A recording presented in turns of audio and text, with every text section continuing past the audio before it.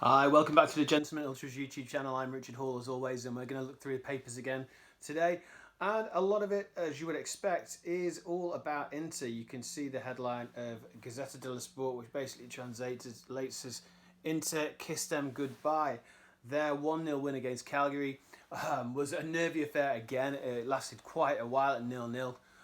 Very impressive from Calgary, but Inter just broke them down eventually with the goal from Darmian. And it says here in Gazzetta that Inter are now 11 points clear, and it's the 11th straight win. Darmian takes care of it against Calgary. Record second round of the season, all victories. Conte can see the Scudetto, and he said afterwards, there were those who said my players were bad and that he should have been fired. And many people did at one point because Conte's it wasn't looking great. It didn't look as though Inter were firing on all cylinders, but wow, have they turned it around. There's certainly a belief in the camp. Again, it says here in Corriere dello Sport, as we can see there, it just doesn't shine too much. Inter won't stop. 11th consecutive victory, and they're 11 points over Milan. Conte is saying here that every success is worth a double. We mustn't stop now. And he believes that he's become like a big brother to his players. They face Napoli next, and that'll be a really serious statement if they go and beat Napoli, because then the fixtures, when you say they're relatively easy, yeah, obviously Verona aren't going to be easy, but the likes of Spezia, hypothetically, they should be able to pick up the title before they face Juventus. Even Tutto Sport acknowledging as well here, saying that Inter really look like they now have the title, and there's no catching them. Basically 13 points away from celebrating. So that's how close they are. So Juventus, I mean, if we go to them, obviously they beat Genoa 3-1. And it says here that it was a win that was needed because they've thrown away apparently 12 points against teams at the foot of the table, but not now. Although Cristiano Ronaldo did have a bad, well, he thought he had a bad game. He was furious, throws his jersey and punches the wall. And Gazzetta dello Sport saying there's doubts over his Juventus future here. So celebration against Genoa, but Cristiano fires blank.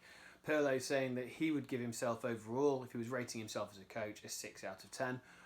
But still, Juventus are starting to pick up points towards the end, and the Champions League sprint is definitely on for them. Obviously, it's going to always seem a little worse because of the situation where we're used to seeing Juventus top the table, but it's not all doom and gloom there at all. Here we also talk in Gazzetta dello Sport. Milan again. Obviously, we spoke about Ibrahimovic and the situation with him being sent off and nobody really knowing what he said to the referee. Milan are now going to appeal that one, that ban for his red card, because obviously for their chances of fighting for the Scudetto, they would like to have Ibrahimovic in all of those games. And Corriere dello Sport talking here about Champions League, a fantastic sprint finish, saying that it's between Milan and Roma. There are 6 teams in a 9-point radius of these 3 places.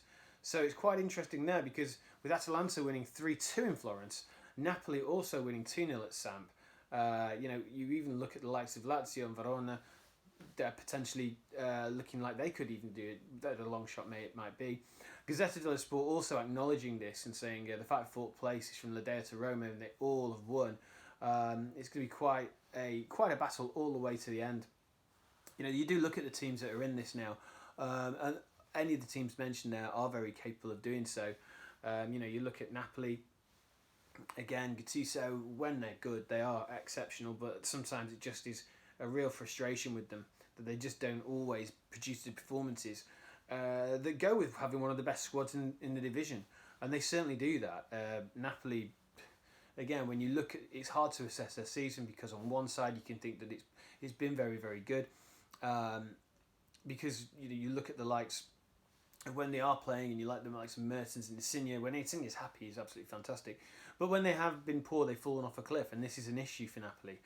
So where do you put Gattuso? I mean, yes, when he's good, he's good. When he's bad, he's horrid. But I personally think with Gattuso that he's had an okay season, but he should be getting more out of these players on a more consistent basis. But that's the situation. I think obviously with Juventus in transition as well. It's going to be really, really interesting to see not only how the season finishes up, but also how next season begins and whether Inter can see this through now and see if they can then go on to the next season and mount another title challenge. So it's all in all this weekend. I think what we found out. I mean, all the teams that were meant to win have won. Inter, the story of the day probably, really got the job done against Cagliari, even though it wasn't the greatest performance. Really had to dig deep. Big difference when Hakimi and Lautaro Martinez came on, and they pushed it over the line. So, as it stands, Inter look like they're the new Scudetto winners, but it's not over yet, and that's the thing. It's still going to be some interesting games in the future. So, for me, that's chat for now, and we'll catch up tomorrow with the papers.